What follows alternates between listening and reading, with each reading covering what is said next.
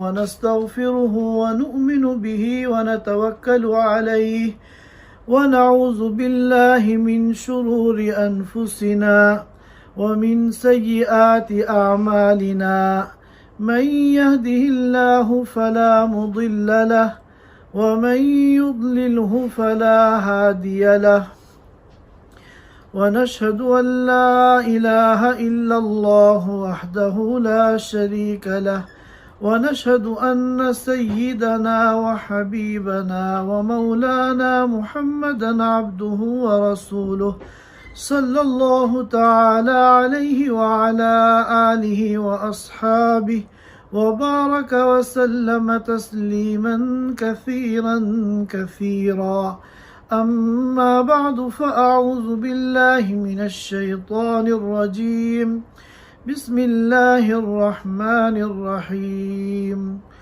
قل أعوذ برب الفلق من شر ما خلق ومن شر غاسق إذا وقب ومن شر النفاثات في العقد ومن شر حاسد إذا حسد صدق اللہ العظیم۔ حضرات سامعین کرام، پچھلے ہفتے ہم لوگوں نے معوذتین یعنی سورۃ الفلق اور سورۃ الناس کی تفسیر شروع کی تھی، اور سورۃ الفلق کی تفسیر پچھلے ہفتے ہمارے سامنے آ چکی ہے۔ البتہ اس کی جو آخری آیت تھی وَمِن شَرِّ حَاسِدٍ إِذَا حَسَدَ، اس کی تفسیر اور اس کی تفصیل رہ گئی تھی، لہذا آج ہماری گفتگو کا موضوع اسی آیت کریمہ کی تفسیر کو بیان کرنا ہے۔ معوذتین کا مطلب میں نے بتایا تھا کہ معوذتین کا ترجمہ ہے کہ وہ دو صورتیں جن میں شرور سے اللہ تعالیٰ کی پناہ مانگی گئی ہے۔ اور پھر میں نے یہ بات بھی عرض کی تھی کہ سورۃ الفلق میں دنیاوی شرور سے پناہ مانگی گئی ہے، ان شرور سے پناہ مانگی گئی ہے جن کا تعلق دنیا سے ہے، اور سورۃ الناس میں ان شرور سے پناہ مانگی گئی ہے جن کا تعلق دین سے اور ہماری آخرت سے ہے۔ اور ان دونوں صورتوں میں کل ملا کر 11 آیتیں ہیں، 5 آیتیں سورۃ الفلق میں ہیں اور 6 آیتیں سورۃ الناس میں ہیں۔ اللہ کے رسول صلی اللہ علیہ وسلم پر جادو کیا گیا تھا اور ایک ڈوری میں 7 گرہیں باندھ کر ہر گرہ پر پھونک ماری گئی تھی۔ اس طرح آپ صلی اللہ علیہ وسلم پہ جادو کیا گیا تھا۔ اس موقع پر یہ دونوں صورتیں نازل ہوئی تھیں، چنانچہ آپ صلی اللہ علیہ وسلم ایک آیت پڑھتے اور ایک گرہ کھولتے۔ اس طرح آپ نے دونوں صورتیں مکمل پڑھیں، یعنی 11 آیتیں پڑھ کر ان تمام 11 گرہوں کو آپ نے کھول دیا، اور پھر آپ نے فرمایا کہ مجھے ایسا محسوس ہو رہا ہے کہ میں مقید تھا اور میں آزاد ہو گیا۔ یہ ان دونوں صورتوں کا مختصراً شان نزول میں نے آپ حضرات کے سامنے پیش کیا ہے۔ آج کا جو ہمارا موضوع ہے وہ حسد ہے، اور یہ حسد جو ہے یہ بہت بڑی بیماری ہے اور بہت بڑا فتنہ ہے اور بہت بڑا جرم ہے اور بہت بڑا شر ہے۔ حسین بن فضل رحمۃ اللہ علیہ فرماتے ہیں کہ اللہ تعالیٰ نے سورۃ الفلق کے اندر تمام شرور کو بیان کیا ہے، لیکن سب کے آخر میں جس شر کو بیان کیا ہے وہ حسد ہے۔ معلوم ہوا کہ حسد جو ہے یہ خاتمۃ الشرور ہے، تمام شرور میں بنیادی شر کا درجہ رکھتا ہے۔ اور حسد کسے کہتے ہیں؟ کسی بندے کے پاس، کسی انسان کے پاس اللہ کی کوئی نعمت آئی، اس کو مال مل گیا، دولت مل گئی، عزت مل گئی، مقبولیت مل گئی، عہدہ مل گیا، اعلیٰ ڈگری سے وہ کامیاب ہو گیا، اونچی ملازمت مل گئی، اس کا شاندار گھر بن گیا، یا اس کے پاس لگژری گاڑی آ گئی، کوئی بھی دنیا اور آخر دنیاوی اخروی کوئی بھی نعمت اللہ نے کسی بندے کو دی۔ اب اگر آپ اس نعمت کو دیکھ کر یہ تمنا کر رہے ہیں کہ یہ نعمت اس سے چھن جائے، یہ نعمت اس سے زائل ہو جائے، آپ کے دل میں یہ خواہش اور تمنا پیدا ہو رہی ہے، تو اس کا نام ہے حسد۔ اس کا نام کیا ہے؟ حسد۔ دیکھیے دو چیزیں ہیں، ایک تو ہے حسد اور ایک ہے غبطہ، جسے ہم اردو میں کہتے ہیں رش کرنا۔ کسی کی کوئی اچھائی دیکھ کر کبھی تو حسد کرتے ہیں اور جلتے ہیں، اور کبھی کسی کی اچھائی اور کسی کے پاس اللہ کی کوئی نعمت دیکھ کر رش کرتے ہیں۔ تو ان دونوں میں فرق ہے۔ حسد تو حرام ہے اور گناہ ہے، بلکہ ام الامراض ہے، اور رش کرنا، غبطہ کرنا یہ جائز ہے۔ دونوں میں کیا فرق ہے؟ حسد میں تو یہ ہوتا ہے کہ جب انسان کسی کے پاس اللہ کی کوئی نعمت دیکھتا ہے تو دل میں یہ تمنا کرتا ہے کہ یہ نعمت اس سے چھن جائے، یہ نعمت اس سے زائل ہو جائے، یہ تو حسد ہے۔ اس کو خود کو چاہے ملے یا نہ ملے، اس سے کوئی سروکار نہیں، بس اس کے دل میں یہ تمنا اور خواہش پیدا ہوتی ہے کہ کسی طرح اس کے پاس جو یہ نعمت آئی ہے، یہ نعمت اس کے پاس سے چھن جائے اور اس کے پاس سے زائل ہو جائے۔ اور رشک کے اندر کیا ہوتا ہے؟ رشک میں یہ ہوتا ہے جب کسی انسان کے پاس کوئی نعمت نظر آتی ہے تو وہ یہ تمنا کرتا ہے کہ کاش کہ یہ نعمت مجھے بھی مل جائے۔ یہ تمنا نہیں کرتا کہ اس سے چھن جائے یا اس سے زائل ہو جائے، بلکہ یہ تمنا کرتا ہے کہ کاش یہ نعمت مجھے بھی مل جائے۔ اللہ تعالیٰ نے جس طرح فلاں کو اتنی دولت دی ہے، مجھے بھی وہ دولت مل جائے، فلاں کو اتنی عزت دی ہے، اتنا اونچا مقام دیا ہے، مجھے بھی مل جائے، فلاں کو اتنا شاندار کیا کہتے ہیں مکان دیا ہے، گھر دیا ہے، کیا کہتے ہیں مجھے بھی مل جائے، فلاں کو اتنی شاندار لگژری گاڑی دی ہے، مجھے بھی مل جائے۔ تو یہ جو رش کرنا ہے، جس میں انسان اپنے لیے تو تمنا کرتا ہے مگر یہ تمنا نہیں کرتا کہ دوسرے سے وہ نعمت چھینے، اس کا نام ہے رش کرنا۔ یہ نہ صرف یہ کہ جائز ہے، بلکہ دل میں یہ تمنا آنے کے بعد اگر وہ اللہ سے دعا مانگتا ہے کہ اللہ جس طرح تو نے میرے فلاں بھائی کو اتنی اعلیٰ کیا کہتے ہیں اپنی نعمت عطا فرمائی ہے، تو قادر مطلق ہے، مجھے بھی عطا فرما دے۔ تو اگر ہاتھ اٹھا کے دعا کرے گا اللہ سے تو نہ صرف یہ کہ جائز ہے بلکہ اس پہ ثواب ملے گا، اجر ملے گا، کیونکہ یہ کیا کہ دعا ہے۔ یہ دو چیزیں الگ الگ ہیں۔ حافظ ابن حجر عسقلانی رحمۃ اللہ علیہ، جنہوں نے صحیح البخاری کی شرح لکھی ہے فتح الباری، صحیح البخاری کی امت میں سینکڑوں لوگوں نے شروحات لکھی، لیکن ان تمام شروحات کے اندر سب سے مقبول اور سب سے زیادہ معتبر جو شرح مانی جاتی ہے وہ حافظ ابن حجر عسقلانی رحمۃ اللہ علیہ کی فتح الباری مانی جاتی ہے۔ تو حافظ ابن حجر عسقلانی رحمۃ اللہ علیہ جب حج کرنے کے لیے گئے اور زمزم کا پانی پینے لگے تو ان کو وہ حدیث یاد آئی، ماء زمزم لما شرب لہ، کہ زمزم کے پینے کے وقت جو دعا مانگی جاتی ہے وہ دعا قبول ہوتی ہے۔ تو زمزم پیتے ہوئے انہوں نے کیا دعا مانگی؟ انہوں نے یہ دعا کی کہ اللہ حافظ ذہبی رحمۃ اللہ علیہ جیسا حافظہ مجھے بھی عطا فرما۔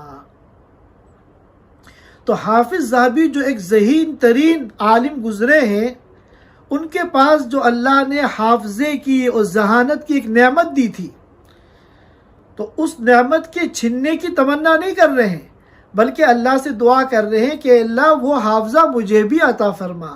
تو یہ رشک ہے، یہ نہ صرف یہ کہ جائز ہے، بلکہ اگر ہم اللہ سے دعا کریں گے تو اس پہ ہمیں اجر ملے گا۔ حسد یہ انتہائی خطرناک بیماری ہے۔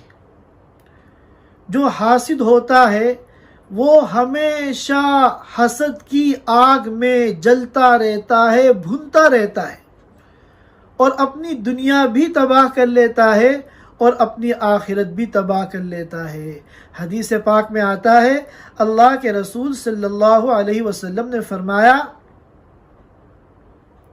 ایاکم والحسد، حسد سے بچو، حسد سے دور رہو، فإن الحسد یأکل الحسنات کما تأکل النار الحطب، کیونکہ حسد نیکیوں کو اس طرح کھا لیتا ہے جس طرح آگ لکڑی کو کھا لیتی ہے۔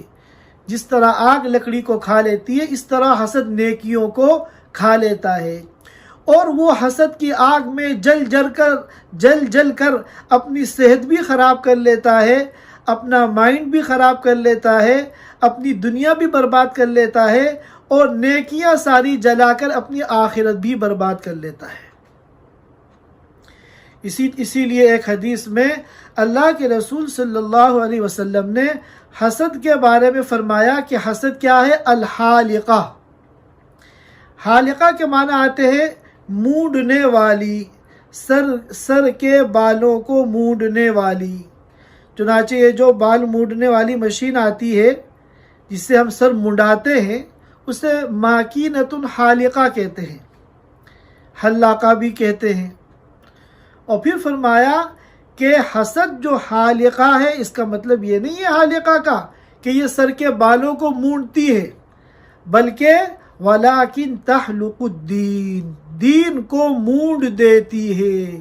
جس طرح سر پر ہم مشین چلاتے ہیں، اس طرح چلاتے ہیں تو سر کے بال ختم ہو جاتے ہیں، اسی طرح حاسد جب حسد کرتا ہے تو اس کا دین اسی طرح ختم ہو جاتا ہے۔ اور علماء کرام نے فرمایا کہ حسد اتنا بڑا گناہ ہے کہ آسمان پر اللہ تعالیٰ کی سب سے پہلے جو معصیت ہوئی، نافرمانی ہوئی، گناہ ہوا، وہ حسد تھا، اور اس دنیا میں جو سب سے پہلا گناہ ہوا وہ بھی حسد تھا۔ آخرت میں اللہ تعالیٰ نے جب فرشتوں سے کہا تھا کہ آدم کو سجدہ کرو، تو ابلیس نے سجدہ کرنے سے جو انکار کیا تھا وہ حسد تھا، کہ ہم جو اتنے دنوں سے اللہ کی عبادت کرتے آ رہے ہیں، ہمیں تو وہ مقام نہیں مل رہا ہے، اور آدم جس کو ابھی اللہ نے مٹی سے پیدا کیا، اس کو اتنا اونچا مقام دیا جا رہا ہے کہ تمام فرشتوں سے کہا جا رہا ہے کہ اس کو سجدہ کرو۔ تو ابلیس کے دل میں حسد پیدا ہو گیا۔ اسی حسد کی وجہ سے آسمان پہ جو سب سے پہلی اللہ کی نافرمانی ہوئی، وہ اس کا جو سبب تھا وہ یہی تھا، حسد۔ اسی طرح دنیا میں جو سب سے پہلا گناہ ہوا اور سب سے پہلا قتل ہوا، قابیل نے اپنے بھائی حابیل کا قتل کیا، جو اس دنیا کا سب سے پہلا قتل ہے، سب سے پہلا مرڈر ہے۔ تو اس کی بھی وجہ کیا تھی؟ حسد۔ کیونکہ اللہ نے جو خوبیاں اور جو کمالات حابیل کو عطا فرمائے تھے وہ قابیل کو نہیں دیے تھے، جس سے اس کے دل میں حسد پیدا ہوا اور اس نے اپنے بھائی حابیل کو قتل کر دیا، جس کا تذکرہ قرآن کریم کے اندر موجود ہے۔ یہی وجہ ہے کہ علامہ نووی رحمۃ اللہ علیہ نے فرمایا حسد کے بارے میں، ھذا حرام باجماع الامہ مع النصوص الصحیحہ، نصوص صحیحہ کی بنیاد پر پوری امت کے علماء کا اس بات پر اجماع ہے، اتفاق ہے کہ حسد جو ہے حرام ہے، گناہ کبیرہ ہے۔ اب حاسد جب حسد کرتا ہے، کسی سے جلتا ہے، کسی کی ترقی دیکھ کر، کسی کی خوشحالی دیکھ کر، کسی کی مقبولیت دیکھ کر جب اس کے دل میں جلن پیدا ہوتی ہے، کڑن پیدا ہوتی ہے، تو اس کا خود اپنا ہی نقصان ہوتا ہے۔ جو محسود ہے، دیکھیے جو حسد کرنے والا ہے وہ تو حاسد ہے، اور جس سے وہ حسد کر رہا ہے اسے کہتے ہیں محسود۔ اسے کیا کہتے ہیں؟ محسود۔ آج کل ہم لوگ پریشان ہوتے ہیں کہ ہمارے حاسدین بہت ہیں، ہمارے رشتہ داروں میں بہت سے ایسے رشتہ دار ہیں جو حسد کرتے ہیں، جلتے ہیں، پڑوسیوں میں بہت سے ایسے پڑوسی ہیں جو ہم سے جلتے ہیں، حسد کرتے ہیں، ہمارے دوستوں میں، ہماری سوسائٹی میں بہت سے ایسے لوگ ہیں جو ہم سے جلتے ہیں، ہمارے خیر خواہ نہیں ہیں، ہماری ترقی سے ان کو خوشی نہیں ہوتی بلکہ وہ جلتے ہیں، ان کو تکلیف ہوتی ہے۔ تو جب بھی ہمیں یہ محسوس ہو کہ ہماری سوسائٹی میں یا ہمارے خاندان میں یا ہمارے پڑوسیوں میں یا ہمارے دوست و احباب میں کوئی ہم سے جل رہا ہے، حسد کر رہا ہے، تو آپ پریشان مت ہوئیے، بلکہ حاسدین کا زیادہ ہونا یہ علامت ہے اس بات کی کہ اللہ نے آپ کو نوازا ہے، اللہ نے آپ کو نعمتیں دی ہیں، جبھی تو لوگ حسد کر رہے ہیں۔ حسد اسی سے کیا جاتا ہے جس کے پاس کچھ ہوتا ہے۔ اللہ جس کو نوازتے ہیں دین اور دنیا کی نعمتوں سے، اسی سے حسد کیا جاتا ہے، اور جس کے پاس کچھ بھی نہیں ہے تو اس سے کون حسد کرے گا؟ ایک آدمی فقیر ہے، پھکڑ ہے، جھونپڑی میں رہتا ہے، ایک پیالہ اور ایک چادر کل اس کی کائنات ہے، تو کیا کوئی اس سے حسد کرے گا؟ کوئی حسد نہیں کرے گا۔ تو اگر لوگ آپ سے جل رہے ہیں، آپ سے حسد کر رہے ہیں، تو یہ علامت ہے اس بات کی کہ اللہ نے آپ کو نوازا ہے، اللہ نے آپ کو کچھ دیا ہے جس کی وجہ سے لوگ حسد کر رہے ہیں۔ لہذا سب سے پہلے تو اللہ کا شکر ادا کریں، حاسدین کی کثرت کی وجہ سے پریشان نہ ہو، بلکہ یہ علامت ہے کہ اللہ نے آپ کو نعمتیں عطا کی ہیں، اللہ کے شکر گزار ہوں، اللہ کا شکر ادا کریں، اور اس کے بعد ان حاسدین کے شرور سے، ان کے فتنوں سے، ان کی ایذا رسانی سے بچنے کی تدبیر اختیار کریں، دینی تدبیرات بھی اختیار کریں اور دنیاوی جو تدبیرات ہیں وہ بھی اختیار کریں۔ دینی اعتبار سے تدبیر میں اللہ تعالیٰ نے یہ دو صورتیں عطا کی ہیں، سورۃ الفلق اور سورۃ الناس، اور اللہ کے رسول صلی اللہ علیہ وسلم نے کیا کہتے ہیں طریقہ بھی بتا دیا کہ صبح کے اوقات میں بھی ان کو پڑھو، شام کے اوقات میں بھی ان کو پڑھو، اور سونے کے وقت بھی ان کو پڑھو، اور ہر نماز کے بعد اگر اس کا اہتمام کر لیا جائے تو پھر کہنے ہی کیا ہے۔ اور اسی طرح دنیا کے اعتبار سے بھی جو بھی وسائل ہیں، جائز تدبیریں ہیں کسی حاسد کے شر سے بچنے کے لیے، کیا کہتے ہیں، آپ ان کو بھی اختیار کیجیے۔ تو یہ حسد ہے جس کے بارے میں قرآن میں اور حدیث میں بے شمار نصوص مبارکہ آئی ہیں، قرآن کی آیتیں ہیں، احادیث مبارکہ ہیں جس میں حسد کے بارے میں تفصیل کے ساتھ بیان کیا گیا ہے کہ حسد اتنی بری چیز ہے جو انسان کی دین اور دنیا دونوں کو تباہ کر دیتی ہے۔ حسد کے 4 درجات ہیں، ان کو بہت غور سے سننے کی ضرورت ہے اور سمجھنے کی ضرورت ہے۔ دیکھیے، جب بھی ہم اپنے کسی جاننے والے کے متعلق کوئی خوشخبری سنتے ہیں کہ اس کی ترقی ہو گئی، یا اس کو دولت مل گئی، یا اس کو کوئی مقام مل گیا، دین کی دنیا کی کوئی بھی ترقی اس کو مل گئی، تو فوراً بلا اختیار ہمارے دل کے اندر ایک کڑھن پیدا ہوتی ہے، بعض ایسے لوگ ہوتے ہیں جن کے متعلق کوئی ترقی کی بات سن کر، کوئی اچھی بات سن کر بلا اختیار فوراً ہمارے دل کے اندر ایک کڑھن پیدا ہوتی ہے، اس خبر سے ہمارے دل میں ایک تکلیف ہوتی ہے، وہ خبر اچھی نہیں لگتی ہمیں۔ تو یہ جو بلا اختیار کڑھن ہوئی ہے، یہ فطری تقاضا ہے اور اس پر ہماری کوئی پکڑ نہیں ہے، اور یہ گناہ کے دائرے میں نہیں آتی۔ پھر اس کے بعد دوسرا درجہ ہوتا ہے، یہ بھی بلا اختیار ہے، کہ خود بخود دل میں یہ بات آنے لگتی ہے کہ کیا ہی اچھا ہوتا کہ یہ نعمت اس کو نہ ملتی۔ اور بعض مرتبہ تو اگر خبر زیادہ پکی نہیں ہوتی تو دل میں یہ تمنا پیدا ہونے لگتی ہے کاش کہ یہ خبر جھوٹی ہو، اس کو اتنی اونچی ترقی یا دولت یا مال یا عزت یا شہرت یا مقبولیت نہ ملی ہو۔ تو یہ جو دوسرا درجہ ہے یہ بھی بلا اختیار ہے۔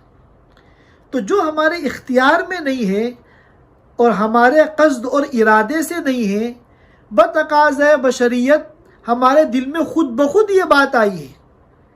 کوئی بھی بڑا سے بڑا اللہ والا، دیندار، نماز روزے کا پابند، کسی کے ساتھ بھی یہ ہو سکتا ہے کہ اپنے جاننے والوں میں سے کسی کے متعلق کوئی ایسی خبر پہنچی کہ اس کو اللہ نے کوئی بہت بڑی نعمت دے دی ہے، تو دل میں تکلیف ہوتی ہے، اور پھر تھوڑی دیر کے بعد دل میں یہ بات آتی ہے کہ کاش کہ اس کو یہ نعمت نہ ملتی۔ تو اس پر ہماری کوئی پکڑ نہیں ہے۔ کیوں؟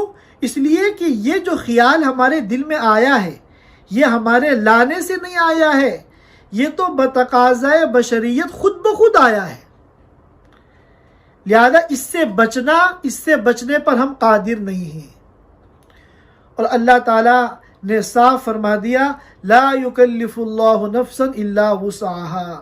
اللہ تعالیٰ کسی بھی نفس کو، کسی بھی بندے کو ایسے کام کا مکلف نہیں بناتے، ایسے کام کی ذمہ داری نہیں دیتے جس کی اس کے پاس طاقت اور قدرت نہیں ہے۔ تو یہ خیالات خود بخود آتے ہیں، ان سے بچنے پر بندہ قادر نہیں ہے۔ لہذا اگر ایسا کوئی خیال آ جائے تو اس پر اللہ کی طرف سے کوئی پکڑ نہیں ہے۔ البتہ پھر تیسرا درجہ، خیال کے آنے کے بعد اب اس کے بعد بندہ خود اب سوچ رہا ہے، پورے دن کڑ رہا ہے، بعض مرتبہ نیند اڑ جاتی ہے، اور یہ تمنا کر رہا ہے کہ کسی طرح اس کے پاس سے یہ نعمت چھن جائے، یہ نعمت زائل ہو جائے۔ تو اب جو اپنے اختیار سے سوچ رہا ہے اس پہ گناہ ہوگا، کیونکہ اب جو پورے دن اس کا غم سوار کر لیا ہے اپنے اوپر، اور اس بات کو سوچ کر غمگین ہو رہا ہے، اور اس نعمت کے زائل ہونے کی تمنا کر رہا ہے، تو اب یہ چونکہ اپنے اختیار سے کر رہا ہے، لہذا اس پر گناہ ہوگا اور پکڑ ہوگی اور مواخذہ ہوگا۔ اور پھر چوتھا اور آخری درجہ یہ ہے کہ بندہ پھر اس نعمت کے محسود سے زائل ہونے کے لیے کوششیں کرے، تدبیریں کرے۔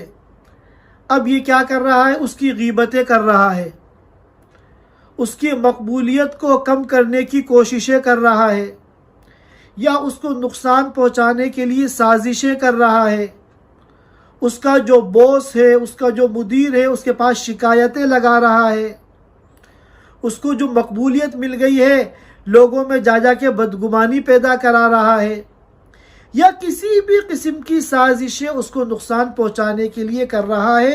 یہ اصل حسد ہے، اور یہی وہ حسد ہے جس سے پناہ مانگی گئی ہے، وَمِن شَرِّ حَاسِدٍ إِذَا حَسَدَ۔ حاسد کا جو شر ہے وہ یہی ہے کہ پھر وہ حسد کی آگ جب بھڑکتی ہے اور شعلہ بنتی ہے تو اس کا ریئیکشن یہ ہوتا ہے کہ وہ عملی طور پر اس کو نقصان پہنچانے کی کوششیں کرتا ہے۔ یہ بالکل حرام ہے اور گناہ کبیرہ ہے۔ اسی لیے امام غزالی رحمۃ اللہ علیہ نے فرمایا کہ جب کسی کی ترقی اور کسی کی خوشحالی اور کسی کی کوئی نعمت دیکھ کر دل میں بلا اختیار خود بخود یہ خیال پیدا ہو جائے کہ کتنا اچھا ہوتا اس کو یہ نعمت نہ ملتی، تو گرچہ یہ بلا اختیار ہے، اس پر آپ کی پکڑ نہیں ہے، یہ گناہ نہیں ہے، لیکن یہی موقع ہے آپ کو شیطان کے حملے سے بچانے کا۔ آپ متنبہ ہو جائیے اور فوراً یہ سوچئے کہ یہ جو خیال میرے دل میں آیا ہے یہ غلط ہے۔ یہ خیال میرے دل میں جو آیا ہے گرچہ خود بخود آیا ہے، اس خیال پر اللہ کی طرف سے گناہ نہیں ہے، لیکن یہیں پر اگر آپ متنبہ ہو جائیں گے تو آگے جو مرحلہ گناہ کا آ رہا ہے، پھر گناہ کبیرہ کا آ رہا ہے، آپ اس سے بچ جائیں گے۔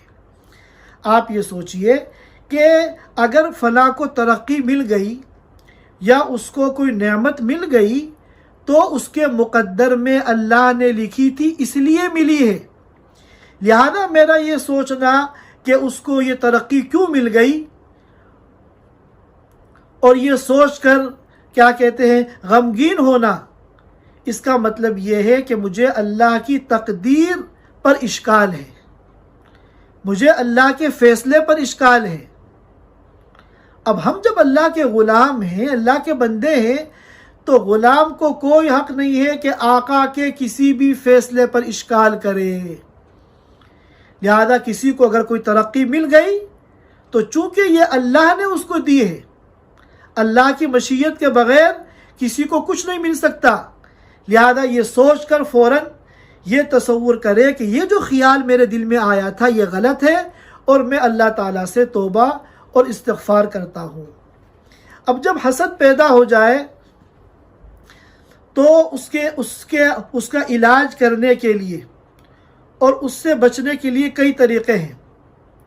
دو طریقے تو امام غزالی رحمۃ اللہ علیہ نے احیاء العلوم کے اندر بیان کیے ہیں۔ سب سے پہلا کام تو یہ ہے کہ جب کسی کی ترقی دیکھ کر دل میں کڑھن پیدا ہوئی، تکلیف محسوس ہوئی، تو ہم فوراً یہ سوچیں کہ ہمارا یہ خیال غلط ہے اور ہماری یہ سوچ غلط ہے، فوراً توبہ کریں اور استغفار کریں۔ اور دوسری بات یہ ہے کہ محسود کے لیے ہم اللہ سے دعا کریں۔ یہ بڑا مشکل کام ہے۔ ہم چاہ رہے ہیں کہ جس کی ترقی ختم ہو جائے اور جس کی خوشحالی ختم ہو جائے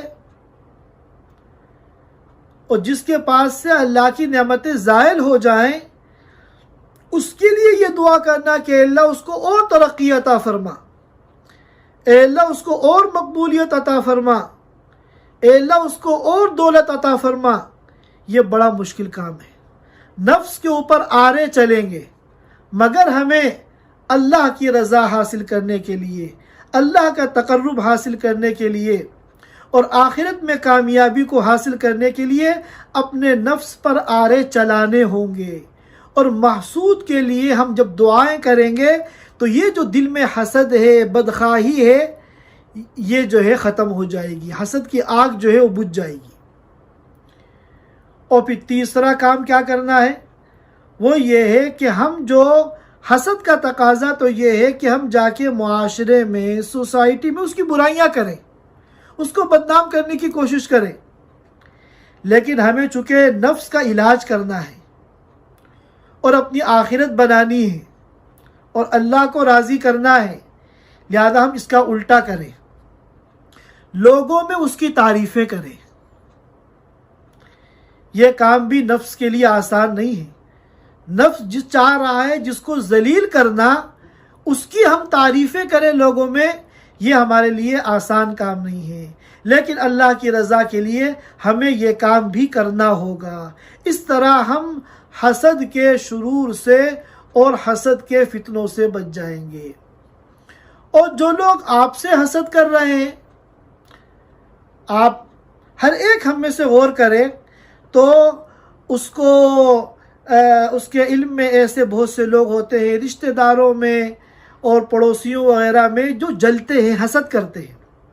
اور حسد جو ہے یہ چھپتا نہیں ہے.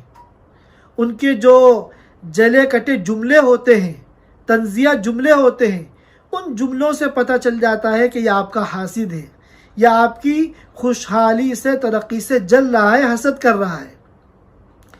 اسی طرح حاسدین جو ہوتے ہیں معاشرے کے اندر، ان کے ایٹیٹیوڈ سے پتہ چل جاتا ہے کہ یہ حسد کر رہا ہے. لہذا جب آپ کی حسد کرنے والے آپ کے سامنے ہوں، سب سے پہلے آپ اللہ کا شکر ادا کریں کہ اللہ تو نے مجھے اس قابل بنایا اور مجھے نعمتیں عطا فرمائیں جس کی وجہ سے 4 لوگ مجھ سے حسد کر رہے ہیں. اگر تو مجھے کچھ بھی نہ دیتا تو کون مجھ سے حسد کرتا. اور پھر ان حاسدین کے شرور سے بچنے کے لیے تدبیر کریں، اس کے لیے دعائیں بھی کریں، معوذتین کا اہتمام کریں، اور دنیا کے وسائل کے اعتبار سے ان کے شر سے بچنے کی جو بھی تدبیر ہو آپ اس کو اختیار کریں. صاحب رد المحتار نے ایک شعر نقل کیا ہے، بڑا خوبصورت شعر ہے. شاعر کہتا ہے: ہم یحسدونی وشر الناس کلہم، ہم یحسدونی وشر الناس کلہم، من عاش فی الناس یوما غیر محسودی. کہ لوگ مجھ سے حسد کرتے ہیں، لوگ میرے جاننے والے مجھ سے جلتے ہیں. اب اس کا مطلب تو یہ ہوا کہ یہ آدمی بڑا آزمائش کے اندر ہے، بڑا محروم القسمت ہے. آگے پھر وہ کیا کہتا ہے؟ وَشَرُّ النَّاسِ كُلِّهِمْ، یاد رکھو لوگوں میں سب سے بدترین اور سب سے برا وہ شخص ہے جس کا ایک دن ایسا گزر جائے کہ کوئی اس کا کیا کہتے ہیں حسد کرنے والا نہ ہو. معلوم ہوا حاسدین کا زیادہ ہونا یہ تو خوش قسمت ہونے کی علامت ہے. بد قسمت اور بدترین تو وہ شخص ہے جس کا کوئی حاسد نہیں ہے. تو اگر آپ کے حسد کرنے والے ہیں، آپ ان کے محسود ہیں، تو سب سے پہلے جن نعمتوں کی بنیاد پہ وہ حسد کر رہے ہیں ان نعمتوں پر اللہ کا شکر ادا کریں اور پھر ان سے بچنے کی تدبیریں اختیار کریں.